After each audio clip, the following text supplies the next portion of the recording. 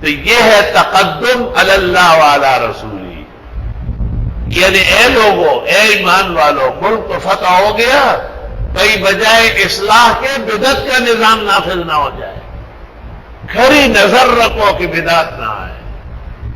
چنانچہ طالبان دور میں قطار airport, Herat airport, Ghazni airport, سب جگہ لکھا ہوا تھا اللہ کا قانون، قرآن و سنت کا نفاذ فقہ حنفی کے مطابق، دیوبندی تشریح و توضیح کے مطابق۔ میں خود گیا ہوں، وہاں بورڈ لگے ہوئے تھے، میں نے مولوی محمد قاسم سے کہا یہ کیا ہے؟ ویرا پیا بچے پاکستان جڑ سی جو پلاٹ ہے معلوم نہیں، یہ منگوی سے بڑوں گئے میں نے خبر رکھت میں، اور یہ کتنا بڑا احسان تھا ان کا پاکستان پر۔ پاکستان دیوبندیوں کا مرکز ہے اور دیوبندیوں نے بنایا ہے۔ شبیر احمد عثمانی دیوبند کے متکلم اور مفسر تھے،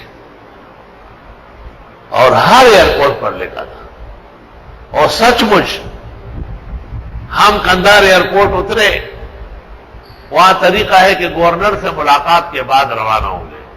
میں نے کہا گورنر سے ملاقات کی ضرورت نہیں ہے، ہمیں بس پاکستان پہنچنا ہے۔ مولوی محمد قاسم نے کہا سر آنکھوں پر، گورنر آپ کا شاگرد قربان ہونے والا ہے۔ اور نے کہا خبردار کہ استاذ کو روکیے، جس طرح وہ چاہے ایسا ہوگا۔ الغرض پورے ملک میں نے صحابہ اور تابعین اور عمر ابن عبدالعزیز کے دور کی برکات دیکھی۔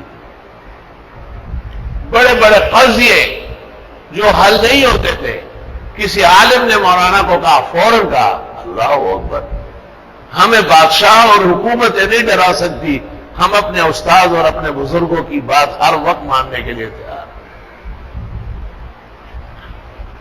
مثلاً وہ سزا نافذ کرتے تھے قتل کی، تو پنڈی بے وشتو، تو میں نے مولانا محمد عمر صاحب اور ان کے مجلس شورائے عالی کو کہا کہ یہ سزا درست نہیں ہے۔ امام اعظم کہتے ہیں لا قود الا بالسیف، صرف تلوار کے ذریعے نفاذ ہوگا۔ فوراً مولانا نے کہا قاضی القضات کو بلاؤ، مفتی اعظم کو، حضرت کا حکم سنا اور نافذ ہے، آئندہ خبردار کسی کو پنڈی سے مارا۔ حالانکہ میں نے 10 دفعہ شیر علی شاہ اور سنجان کو کہا، لیکن یہ خیر کا کلمہ آگے بڑھاتے نہیں تھے۔ جب میں خود گیا، اللہ کے فضل و کرم سے سینکڑوں مقامات ایسے تھے جہاں اصلاح کی ضرورت تھی، اور اس عاجز اور فقیر کے کلام کو جو کا تو نافذ کیا، اور پورے عالم کو میرے خطبات سنائے، اور الحمدللہ آسمان و زمین نے ایک دور دیکھا ہے۔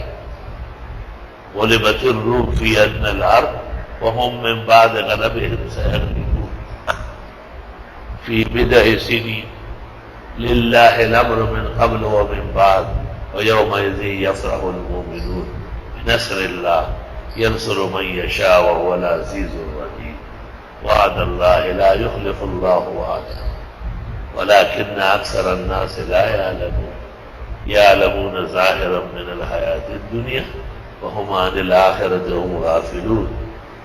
ہم پر امید ہے اللہ کی رحمت اور فضل سے کہ وہ دن دور نہیں ہے کہ ایک بار پھر سچے اسلام کے فتح کا جھنڈا والے لہرائے جائے، اور تمام شیاطین اور دین دشمن کسی نہ کسی طریقے سے یا مان جائیں گے یا تباہ و برباد ہو جائیں گے۔